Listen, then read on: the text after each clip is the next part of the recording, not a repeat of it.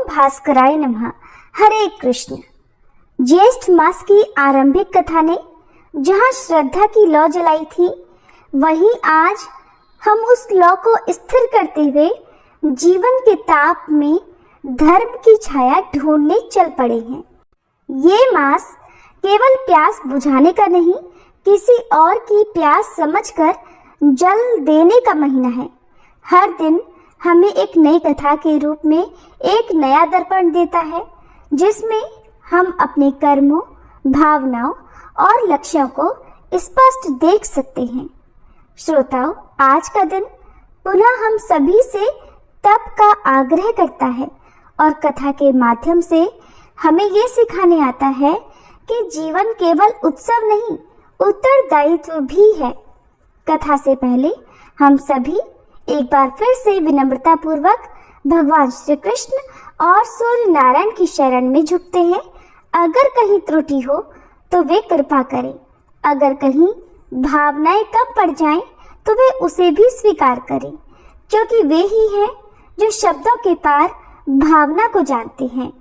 आज दिनांक है 14 मई और दिन है बुधवार, और आज ज्येष्ठ मास के कृष्ण पक्ष की द्वितीय तिथि मध्य रात्रि 2:29 तक रहेगी।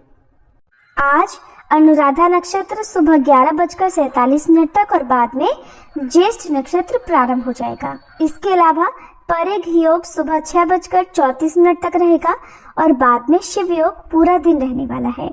प्रिय श्रोताओं, आज का अध्याय शुरू करने से पहले हम सभी मिलकर माँ गंगा से प्रार्थना करें। हे माँ गंगे, आप त्रिलोकों को पवित्र करने वाली भगवती विष्णुपदी, शिव जी की जटाओं में लहराने वाली कल्याणी हो।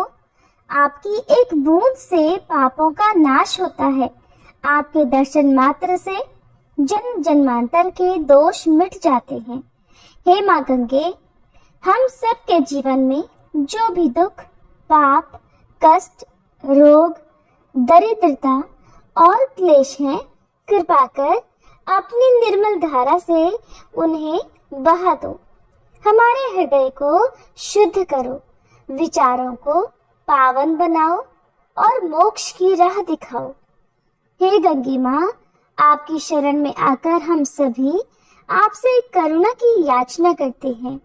हे पापहारिणी, कृपा कर हमें अपने चरणों में स्थान दो और हमारे जीवन को पुण्यमय बना दो। आप सुनिए आज का महात्म्य। महात्म्य से पहले सुनिए बुध देव को समर्पित कथा। पौराणिक ग्रंथों में बुधवार के व्रत की कथा इस प्रकार मिलती है। बहुत समय पहले की बात है कि एक साहूकार का नया नया विवाह हुआ था। उसकी पत्नी अपने मायके गई हुई थी। नया नया विवाह था, नई नई उमंग थी। साहूकार का परिवार भी कुछ खास बड़ा नहीं था। जो वे रिश्तेदार थे उनके घर बहुत दूर थे। अब साहूकार को अकेलापन खाए जा रहा था। उससे रहा नहीं गया और वह जा पहुंचा अपनी ससुराल। ससुराल में उसकी खूब आवभगत हुई। अगले ही दिन साहूकार ने कह दिया कि विदाई की तैयारी कर लीजिए, हमें निकलना है। अब संयोगवश वह दिन था बुधवार का। सास ससुर ने अपने दामाद को समझाने का प्रयास किया कि बेटा, आज बुधवार का दिन है, इस दिन बेटी की विदाई नहीं करने का रिवाज है।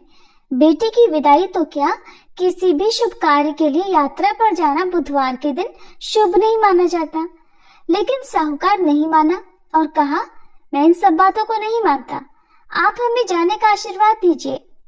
अब अपने दामाद के आगे सास ससुर की भला कहाँ चलने वाली थी। मन महसूस कर तैयारी करनी पड़ी। बेटी की विदाई करती गई। आगे चलते चलते रास्ते में साहूकार की पत्नी को जोर की प्यास लगी। साहूकार जैसे ही पानी लेने के लिए गया और जब पानी लेकर वापस लौटा तो देखकर हैरान रह गया। उसने देखा कि उसकी ही हमशक्ल कोई व्यक्ति गाड़ी में पत्नी के बगल में बैठा हुआ है। उसकी पत्नी भी एक शक्ल के दो दो व्यक्तियों को सामने देखकर परेशानी में पड़ गई कि उसका पति कौन सा है। जैसे ही साहूकार ने पत्नी के पास बैठे व्यक्ति से पूछा कि वह कौन है, तो पलटकर उसने जवाब दिया कि भैया, मैं तो उस नगर का साहूकार हूँ और अपनी पत्नी को लेकर जा रहा हूँ। तुम बताओ तुम कौन हो और मेरी पत्नी पर तुम अपना अधिकार क्यों जमा रहे हो? ऐसे बहस करते करते दोनों में विवाद बढ़ गया।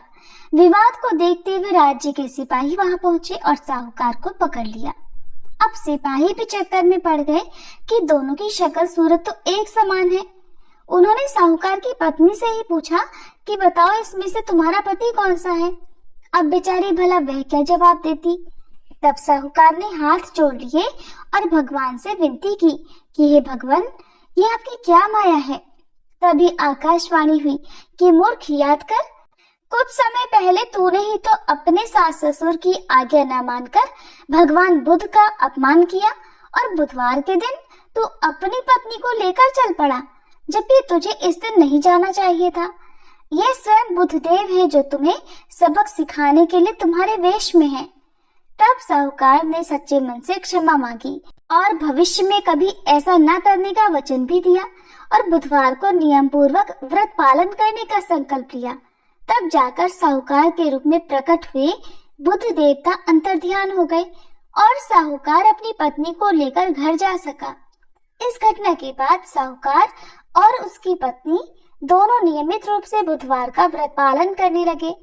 मान्यता है कि जो भी व्यक्ति इस कथा को कहता या सुनता है, पढ़ता है, उसे बुधवार के दिन यात्रा करने पर भी कोई दोष नहीं लगता और समस्त सुखों की भी प्राप्ति होती है।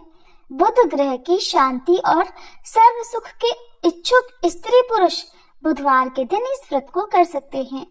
ज्ञान, बुद्धि, कार्य, व्यापार आदि में उन्नति के लिए भी बुधवार का व्रत बहुत ही शुभ और फलदायी माना जाता है। आज के अध्याय में आप रसपान करेंगे श्री कृष्ण सांब संवाद और भगवान सूर्य नारायण की पूजन विधि के बारे में। राजा शतानीक ने कहा, हे ब्राह्मण श्रेष्ठ, भगवान सूर्य नारायण का महात्म्य सुनते सुनते मुझे तृप्ति नहीं हो रही है, इसलिए सप्तमी कल्प का आप पुनः कुछ और विस्तार से वर्णन कीजिए। तब सुमंतु मुनि कहने लगे, हे राजन, इस विषय में भगवान श्री कृष्ण और उनके पुत्र सांब का जो परस्पर संवाद हुआ था, उसी का मैं वर्णन करने जा रहा हूँ। आप ध्यान पूर्वक सुनिए। एक समय सांब ने अपने पिता भगवान श्री कृष्ण से पूछा, पिताजी, मनुष्य संसार में जन्म ग्रहण कर कौन सा ऐसा कर्म करे जिससे उसे दुख न हो और मनोवांछित फलों को भी प्राप्त कर वह स्वर्ग लोक को प्राप्त कर ले और मुक्ति भी प्राप्त कर सके। कृपया आप इन सभी का वर्णन करें। मेरा मन इस संसार में अनेक प्रकार की आदि व्याधियों को देखकर अत्यंत उदास हो रहा है। मुझे क्षण मात्र भी जीने की इच्छा नहीं होती। अतः आप कृपा कर ऐसा उपाय बताएं कि जितने दिन भी इस संसार में रहा जाए, ये आदि व्याधियां पीड़ित न कर सके और फिर इस संसार में जन्म न हो, अर्थात मोक्ष प्राप्त हो जाए। तब भगवान श्री कृष्ण ने कहा, हे वत्स, देवताओं के प्रसाद से, उनकी अनुग्रह से और उनकी आराधना करने से ये सब कुछ प्राप्त हो सकता है। देवताओं की आराधना ही परम उपाय है। देवता अनुमान और आगम प्रमाणों से सिद्ध होते हैं। विशिष्ट पुरुष विशिष्ट देवता की आराधना करे तो वह विशिष्ट फल भी प्राप्त कर सकता है। तब सांब ने कहा, महाराज, प्रथम तो देवताओं के अस्तित्व में ही संदेह है। कुछ लोग कहते हैं कि देवता हैं और कुछ लोग कहते हैं कि देवता है ही नहीं। फिर विशिष्ट देवता भला किन्हें समझा जाए। भगवान श्री कृष्ण कहने लगे, वत्स, आगम से, अनुमान से और प्रत्यक्ष से देवताओं का होना सिद्ध होता है। सांब ने फिर कहा, यदि देवता प्रत्यक्ष सिद्ध हो सकते हैं तो फिर उनके साधन के लिए अनुमान और आगम प्रमाण की कुछ भी अपेक्षा नहीं है। श्री कृष्ण कहने लगे, वत्स, सभी देवता प्रत्यक्ष नहीं होते। शास्त्र और अनुमान से ही हजारों देवताओं का होना सिद्ध माना गया है। सांब ने फिर से कहा, पिताजी, फिर जो देवता प्रत्यक्ष हैं और विशिष्ट और अभीष्ट फलों को देने वाले हैं, पहले आप उन्हीं का वर्णन कीजिए। अनंतर शास्त्र तथा अनुमान से सिद्ध होने वाले देवताओं का वर्णन करें। श्री कृष्ण कहने लगे, प्रत्यक्ष देवता तो संसार के नेत्र स्वरूप भगवान सूर्य नारायण ही है। इनसे बढ़कर दूसरा कोई देवता नहीं है। संपूर्ण जगत इन्हीं से उत्पन्न हुआ है और अंत में इन्हीं में विलीन भी हो जाएगा। सत्य आदि युग और काल की गणना इन्हीं से सिद्ध होती है। ग्रह, नक्षत्र, योग, करण, राशि, आदित्य, वसु, रुद्र, वायु, अग्नि, अश्विनी कुमार, इंद्र, प्रजापति, दिशाएं, भू, भुवः, स्वः, ये सभी लोक और पर्वत, नदी, समुद्र, नाग तथा संपूर्ण भूत ग्राम की उत्पत्ति के एकमात्र हेतु भगवान सूर्य नारायण ही है। ये संपूर्ण चराचर जगत इनकी ही इच्छा से उत्पन्न हुआ है, इनकी ही इच्छा से स्थित है और सभी इनकी ही इच्छा से यहाँ पर अपने अपने व्यवहार में प्रवृत्त होते हैं। इन्हीं के अनुग्रह से ये सारा संसार प्रयत्नशील दिखाई देता है। सूर्य भगवान के उदय के साथ जगत का उदय और उनके अस्त होने के साथ जगत का अस्त हो जाता है। इनसे अधिक न कोई देवता हुआ और न कभी हो सकेगा। वेदादि शास्त्रों तथा इतिहास पुराण आदि में इनका परमात्मा, अंतरात्मा आदि शब्दों से प्रतिपादन किया गया है और ये सर्वत्र व्याप्त हैं। इनके संपूर्ण गुणों और प्रभावों का वर्णन 100 वर्षों में भी नहीं किया जा सकता वत्स। इसलिए दिवाकर, गुणाकर, सबके स्वामी, सबके सृष्टा और सबका संहार करने वाले भी यही कहे गए हैं। ये स्वयं अव्यय हैं। जो पुरुष सूर्य मंडल की रचना कर प्रातः, मध्याह्न और सायं उनकी पूजा कर उपस्थान करता है, वह परम गति को प्राप्त करता है।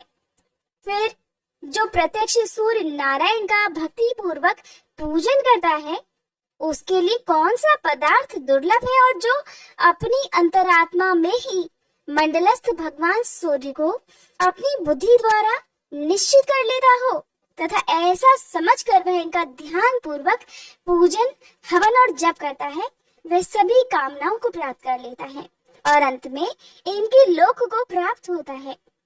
इसलिए हे पुत्र, यदि तुम इस संसार में सुख चाहते हो और भुक्ति तथा मुक्ति की इच्छा रखते हो, तो विधि पूर्वक प्रत्यक्ष देवता भगवान सूर्य की तन्मयता से आराधना करो। इससे तुम्हें आध्यात्मिक, आधि दैविक और आधि भौतिक कोई भी दुख प्राप्त नहीं होंगे। जो सूर्य भगवान की शरण में जाते हैं, उनको किसी प्रकार का भय नहीं होता। उन्हें इस लोक तथा परलोक में शाश्वत सुख भी प्राप्त होता है। स्वयं मैंने भगवान सूर्य की बहुत काल तक यथाविधि आराधना की है। उन्हीं की कृपा से मुझे ये दिव्य ज्ञान प्राप्त हुआ है। वत्स, इससे बढ़कर मनुष्यों के हित का कोई और उपाय है ही नहीं। इसके बाद श्री सूर्य नारायण के नित्यार्जन का विधान बताते हुए भगवान श्री कृष्ण कहते हैं, सांब, अब हम सूर्य नारायण के पूजा का विधान बताते हैं, जिसके करने से संपूर्ण पाप और विघ्न नष्ट हो जाते हैं और सभी मनोरथों की सिद्धि होती है, पुण्य की भी प्राप्ति होती है। प्रातः काल उठकर शौच आदि से निवृत्त होकर नदी के तट पर जाकर आचमन करना चाहिए। फिर सूर्योदय के समय मृतिका का शरीर पर लेपन अर्थात मिट्टी का शरीर पर लेपन कर स्नान करें, पुनः आचमन कर शुद्ध वस्त्र धारण करें और सप्ताक्षर मंत्र अर्थात खखोल काय स्वाहा ये सूर्य भगवान को अर्घ दे। फिर हृदय में मंत्र का ध्यान करें और सूर्य मंदिर में जाकर सूर्य देव की पूजा करें। सर्वप्रथम श्रद्धा पूर्वक पूरक, रेचक और कुंभक नामक प्राणायाम कर वायवी और आग्नेयी, महेंद्री और वारुणी धारणा करके बुध शुद्धि की रीति से शरीर का शोषण, दहन, स्तंभन और प्राप्तवन करके अपने शरीर की शुद्धि कर ले। फिर अपने शुद्ध हृदय में भगवान सूर्य की भावना कर उन्हें प्रणाम करें। स्थूल सूक्ष्म शरीर तथा इंद्रियों को अपने अपने स्थानों में उपन्यस्त करें। ओम खः स्वाहा हृदयाय नमः। ओम खं स्वाहा शीर्षे स्वाहा। ओम उल्काय स्वाहा शिखाय वशद।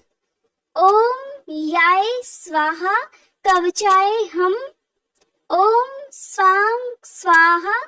इन मंत्रों से अंग न्यास कर पूजन सामग्री का मूल मंत्र से अभिमंत्रित जल द्वारा प्रोक्षण करें। फिर सुगंध आदि पुष्पादि उपचारों से सूर्य भगवान का पूजन करें। सूर्य नारायण की पूजा दिन के समय सूर्य मूर्ति में और रात्रि के समय अग्नि में करनी चाहिए। प्रभात काल में पूर्वाभिमुख अर्थात पूर्व की ओर मुंह करके, सायंकाल में पश्चिम की ओर मुंह करके और रात्रि में उत्तर की ओर मुंह करके पूजन करने का विधान है। ओम खगोलकाय स्वाहा इस सप्ताक्षर मूल मंत्र से सूर्य मंडल के बीच षटदल कमल का ध्यान कर उसके मध्य में सहस्त्र किरणों से दैदीप्यमान भगवान सूर्य नारायण की मूर्ति का ध्यान करें। फिर रक्त चंदन, करवीर आदि रक्त पुष्पों, धूप दीप अनेक प्रकार के नैवेद्य, वस्त्राभूषण आदि उपचारों से पूजा करें अथवा रक्त चंदन से ताम्र पात्र में षटदल कमल बनाकर उसके मध्य में सभी उपचारों से भगवान सूर्य नारायण का पूजन करें।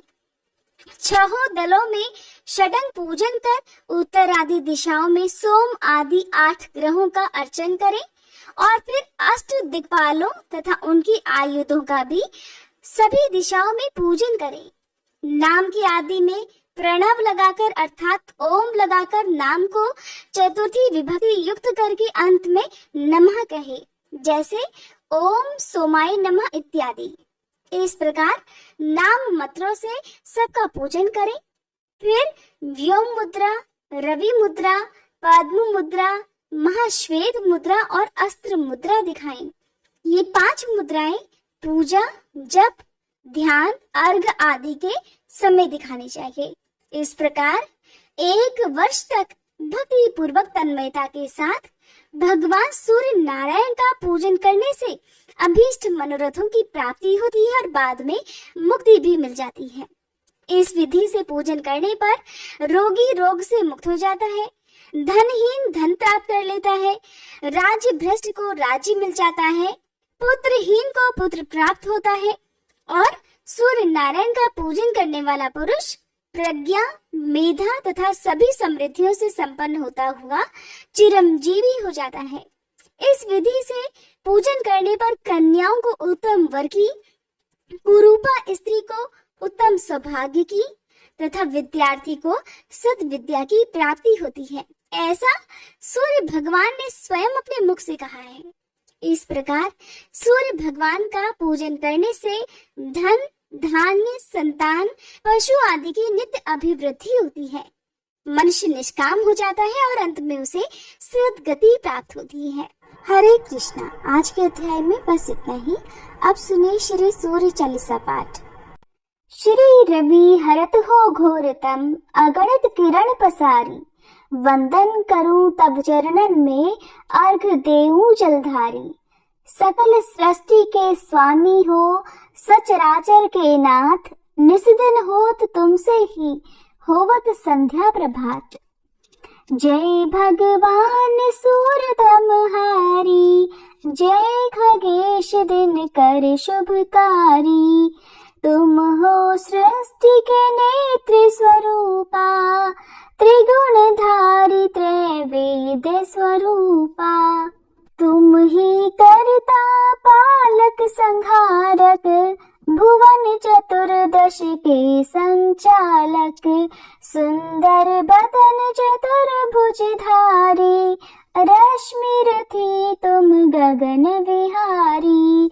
चक्र शंख और श्वेत कमल धर, वर मुद्रा सोहत चोटी कर। शीश मुकुट कुंडल गलमाला, चारु तिलक तब भाल विशाला। सप्त अश्वरथ अति द्रुत गामी, अरुण साति गति अविरामी। रक्त वरुण आभूषण धारक, अति प्रिय तोहे लाल पदारथ। सर्वात्मा कहे तुम्हें ऋग्वेदा, मित्र कहे तुमको सब वेदा। पंच देवों में पूजे जाते, मनोवांछित फल साधक पाते। द्वादश नाम जाप उद्धारक, रोग शोक आरु कष्ट निवारक। माँ कुंती तब ध्यान लगायो, दानवीर सूत कर्ण सो पायो। राजा युधिष्ठिर तब जस गायो, अक्षय पात्र वो वन में पायो। शस्त्र त्याग अर्जुन अकुरायो, बन आदित्य हृदय से पायो। विंध्याचल तब मार्ग में आयो, हाहाकार तिमिर से छायो।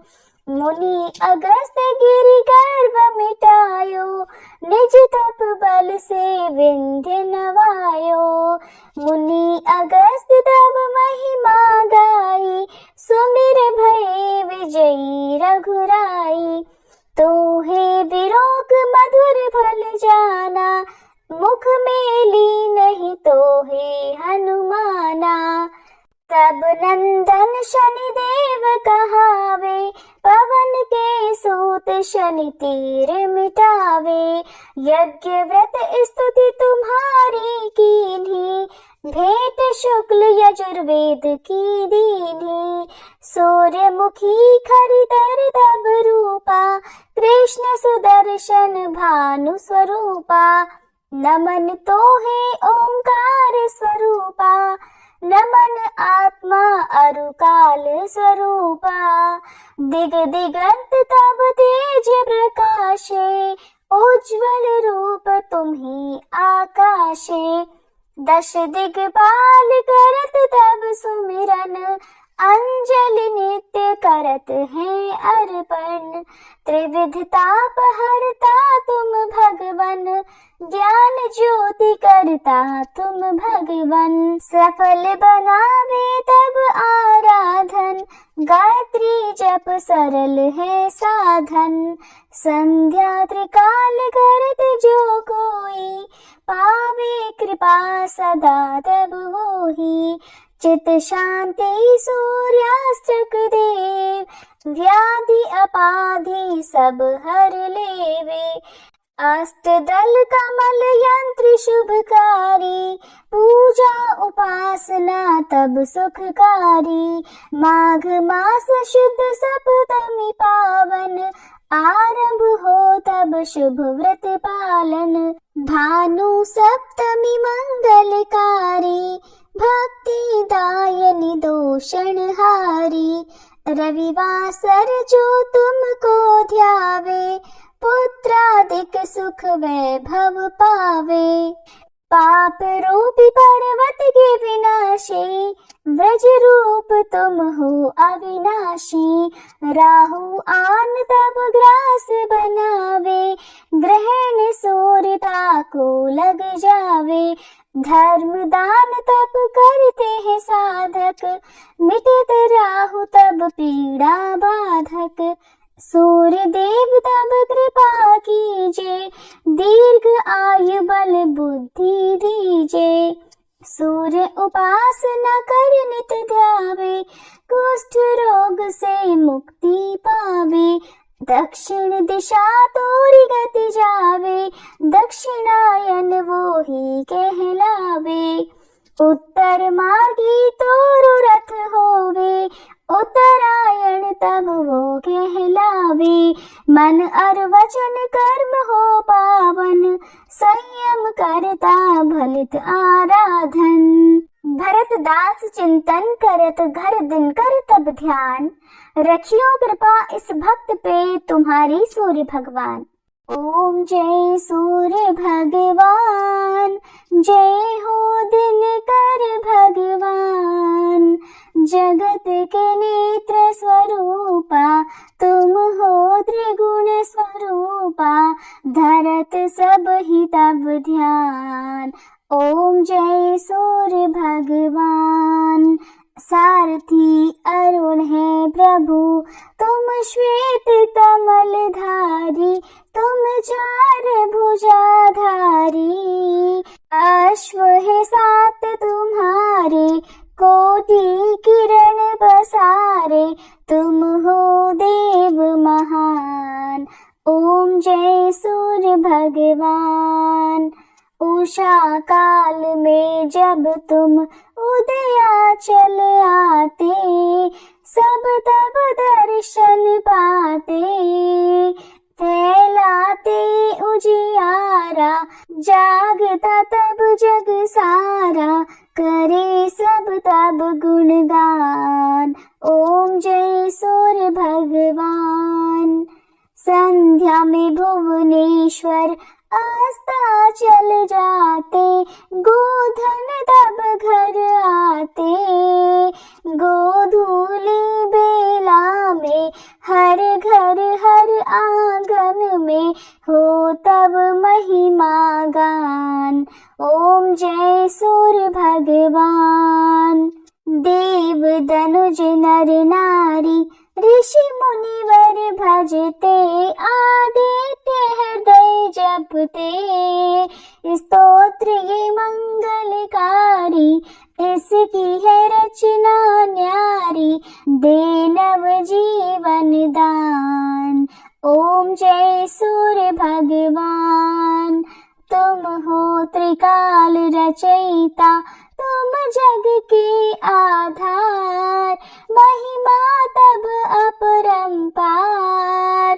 प्राणों का सिंचन करके, भक्तों को अपने देते, बल बुद्धि और ज्ञान। ओम जय सूर्य भगवान। भूचर जलचर खेचर, सबके हो प्राण तुम्ही, सब जीवों के प्राण तुम्ही। वेद पुराण बखाने, धर्म सभी तुम्हें माने, तुम ही सर्वशक्तिमान। ओम जय सूर्य भगवान। पूजन करती दिशाएं, पूजे दश दिक्पाल, तुम भुवनों के प्रतिपाल। ऋतुएं तुम्हारी दासी, तुम शाश्वत अविनाशी, शुभकारी अंशुमान। ओम जय सूर्य भगवान। ओम जय सूर्य भगवान। जय हो दिनकर भगवान। जगत के नेत्र स्वरूपा, तुम हो त्रिगुण स्वरूपा, धरत सब ही तब ध्यान। ओम जय सूर्य भगवान। ओम जय सूर्य भगवान।